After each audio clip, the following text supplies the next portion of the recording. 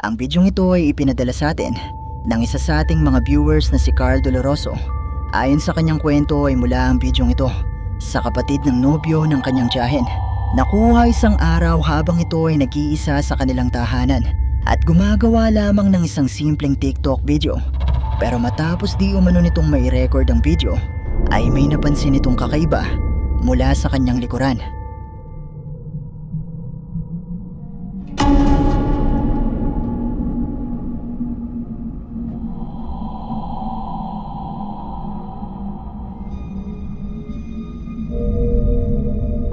Habang gumagawa ng TikTok video ang babae, ay makikita mula sa kanyang likuran ang isang itim na figura o anino na animoy isang tao na hindi naman niya napapansin nung mga oras na ito.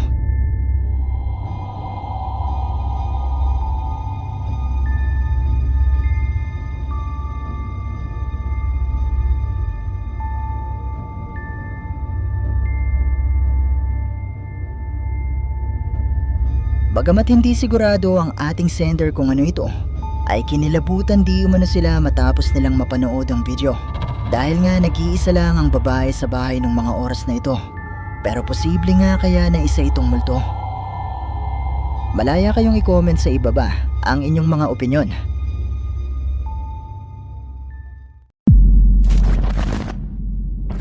May isang TikTok user na nagngangalang Noah ang nagbahagi ng isang video sa kanyang TikTok account na kung saan ay sinubukan niyang maglibot sa loob ng isang abandonadong asylum na pinaniniwalaang haunted.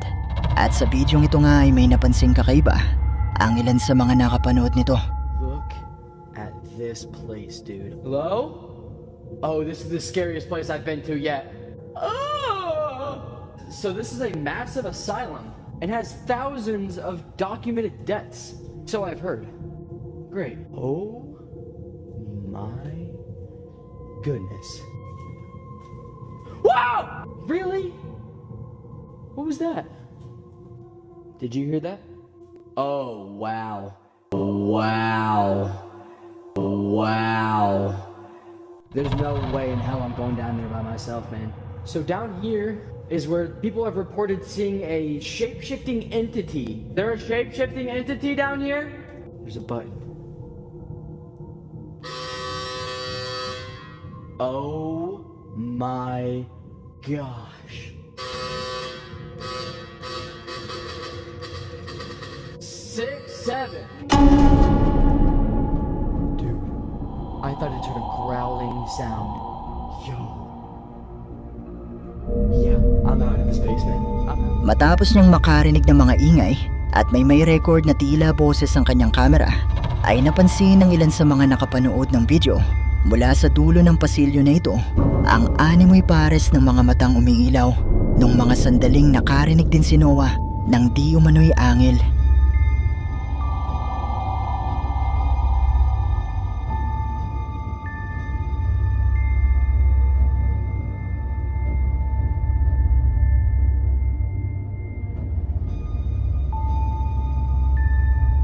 Hindi ito nakita ni Noah nung mga oras na ito hanggang sa may nagturo lang nito sa kanya sa comments. At maging si Noah ay kinilabutan dahil hindi niya di umano alam na may nagmamasid na pala sa kanya nung mga oras na siya ay nasa loob ng asylum. Pero posible nga kaya na isa itong entity o multo. Kayo ba? Ano sa tingin niyo ang isang ito?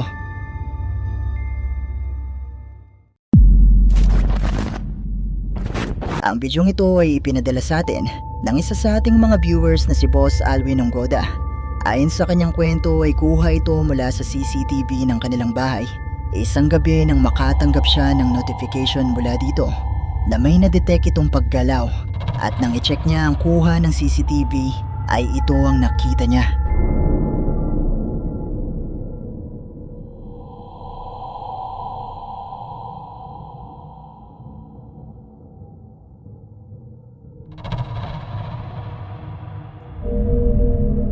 Mula sa CCTV footage na ito ay nakita ni Alwin ang tila isang tao na nagtungo sa kanilang tahanan.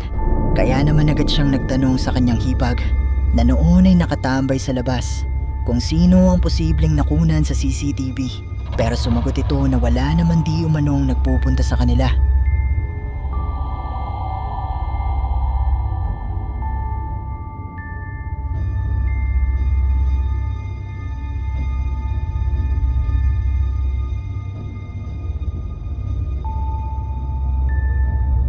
Ayon kay Alwin, bagamat hindi siya sigurado kung ano ito, ay ngayon lang di umano ito nangyari sa kanila. At nakapagtataka di umano na hindi nakita ng kanyang hipag ang taong nakunan sa CCTV footage na ito na nagtungo sa kanilang bahay. Pero posible kaya na isa itong multo? Malaya kayong i-comment sa ibaba ang inyong mga opinyon. Wait, napansin ko na 80% sa mga viewers ay hindi pa nakasubscribe dito sa ating channel. Kaya naman kung ikaw ay isa sa 80% na ito, iniimbitahan kita na i-hit ang subscribe button at ang notification bell dahil marami pong mga nakakatakot na videos ang paparating.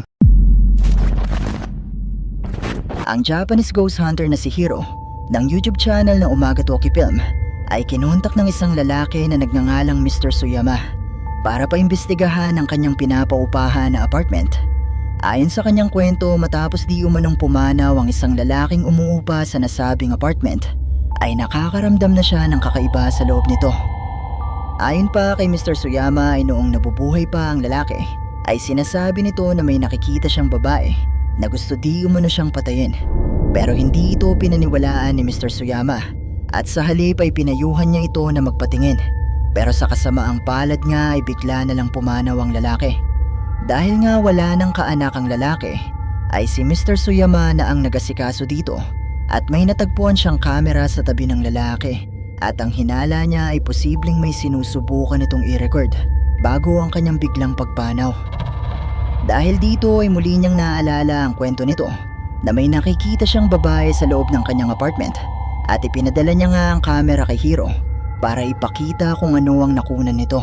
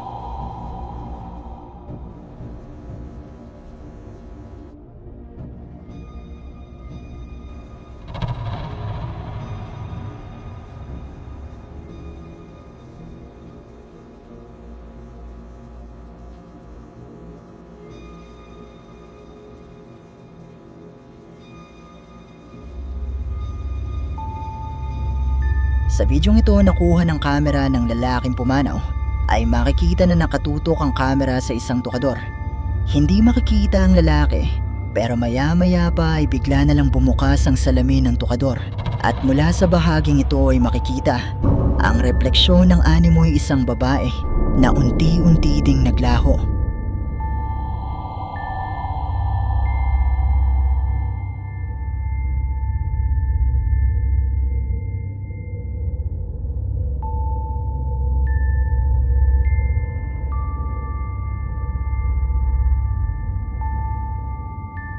Sa tingin ni na Hiro ay posibleng ito na nga ang sinasabing babae ng lalaking nangupahan sa apartment na ito dahil mag-isa lamang ito na namumuhay at walang babae na bumibisita dito. Matapos itong masaksihan ni Hiro ay agad siya na nagtungo sa nasabing apartment para alamin kung posible nga ba na ito ay haunted.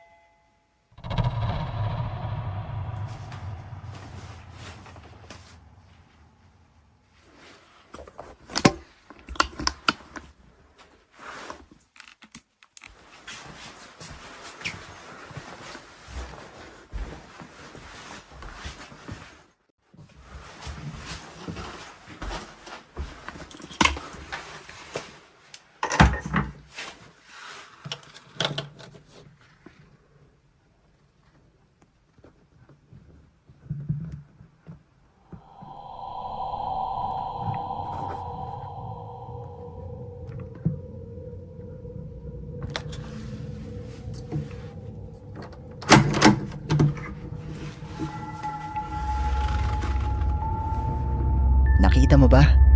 Pumasok si Hiro sa kwarto kung nasaan ang tukador, pero napag-alaman niya na wala ang salamin nito. Naglibot si Hiro hanggang sa natagpuan niya ang salamin na nakabalot sa loob ng kwartong ito. At habang tinatanggal nga ni Hiro ang cover ng salamin, ay nakuna ng kanyang kamera sa bahaging ito ang animoy isang babae na pinagmamasdan siya.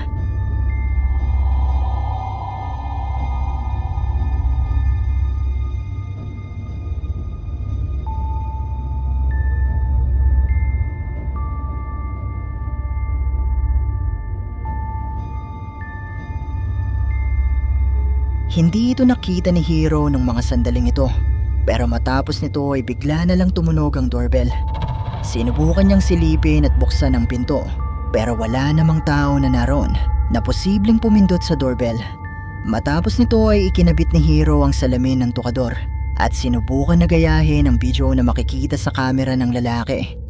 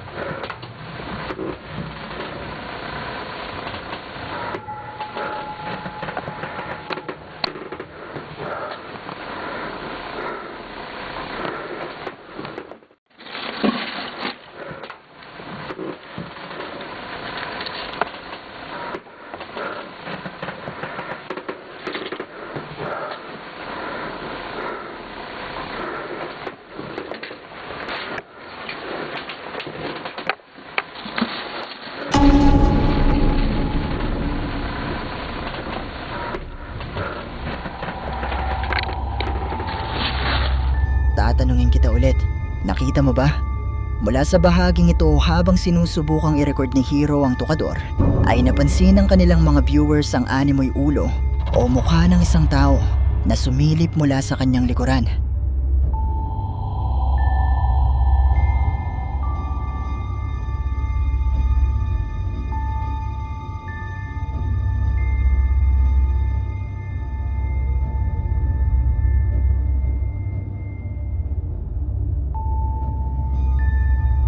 Matapos nito ay may nakita namang videotape si Hiro mula sa basurahan at hindi niya napansin na mula sa bahaging ito ay may nakunan siyang isang pares na mga kamay.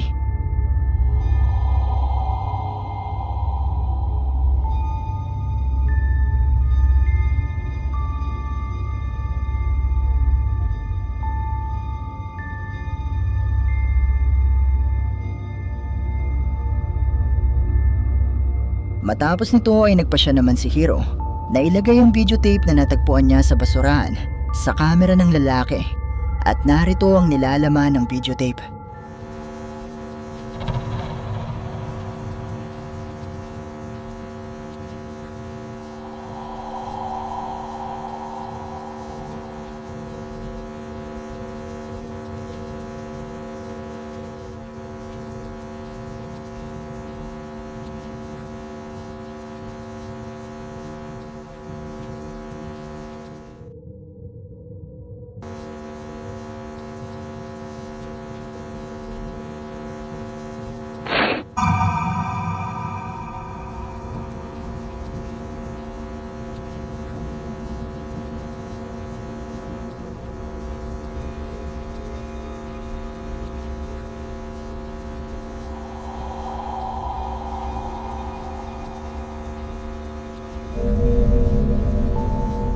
Mula sa bidyong ito na nasa loob ng videotape ay makikitang nakatutok muli ang kamera sa tukador na ilang minuto pa ang lumipas ay makikitang nakasara na ang salamin at ilang saglit pa nga ay pumihit ang kamera at mula sa pintuang ito ay makikita ang nakapangingilabot na mukha ng isang babae.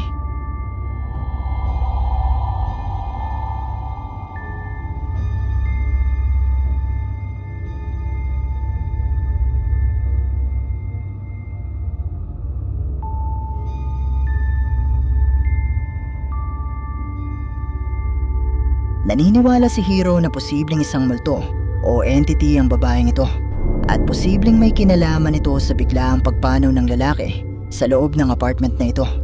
At naniniwala din si Hiro na posibleng nagmula ang babae sa tukador na ito pero walang impormasyon kung saan ito nagmula at kung sino ang may-ari nito.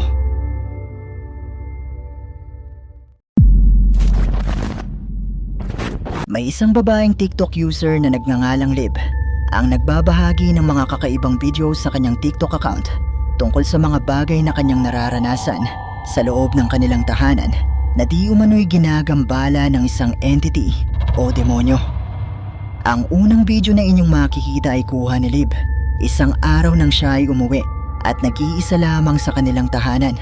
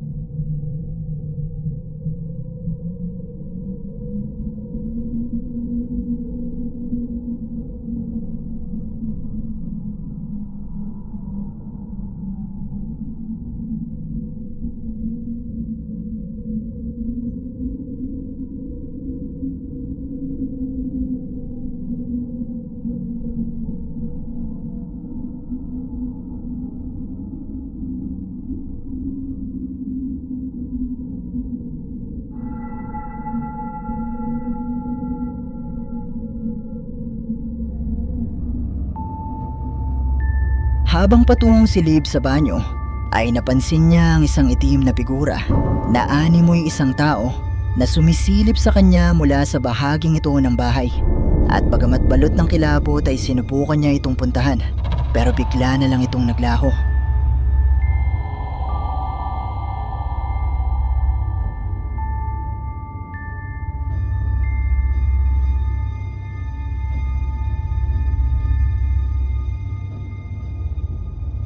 Makalipas ang ilang araw ay muling nagbahagi ng panibagong video si Liv. Nakuha naman isang araw habang siya ay nag-iisa sa kanilang tahanan at muling magpakita sa kanya ang itim na figura.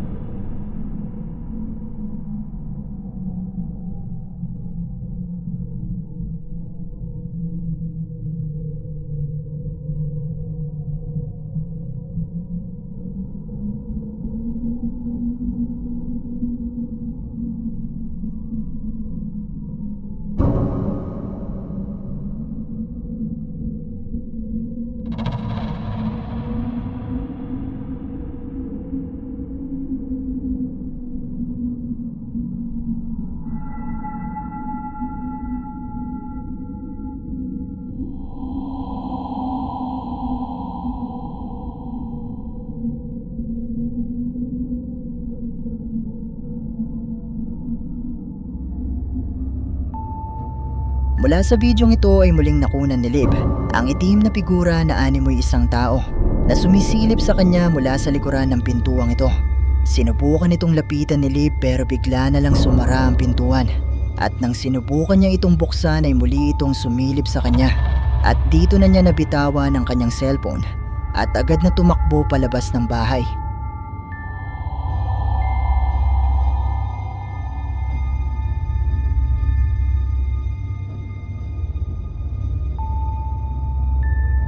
Makalipas ang ilang linggo na tahimik ang bahay ni Liv dahil kasama niya ang kanyang nobyo at inakala niya na tapos na ang mga kakatwang pangyayari. Pero isang gabi nang muling maiwan na mag-isa si Liv sa loob ng kanilang tahanan ay muling nagpakita ang itim na figura.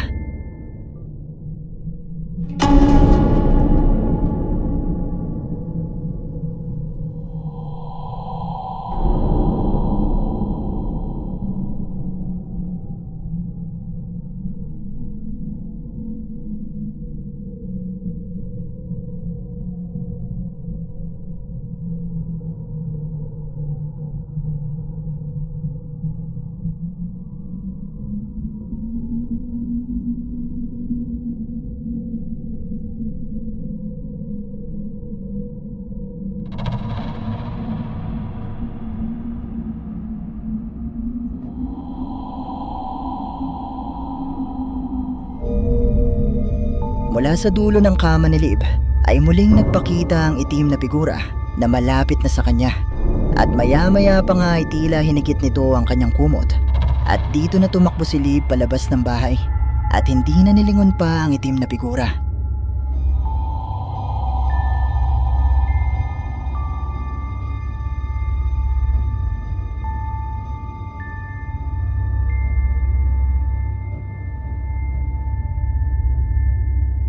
Bagamat may mga nagsasabi na gawa-gawa lamang ang mga bidyong ito, ay nanindigan naman si Liv na ito ay totoo at hindi ito gawa-gawa lang.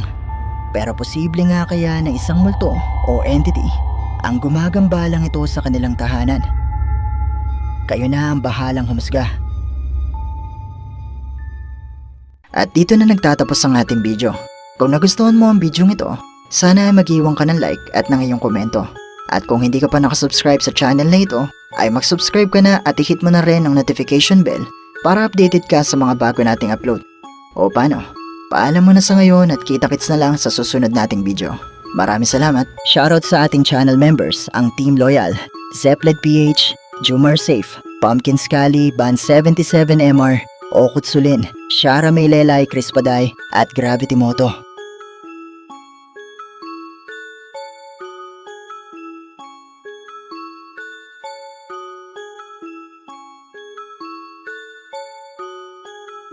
Hi! Kung meron kang mga videos na pwede nating i-content sa ating munting channel, i-email mo lang ito sa sircripstv@gmail.com o kaya naman na i-PM mo lang ako sa ating Facebook page. Maraming salamat!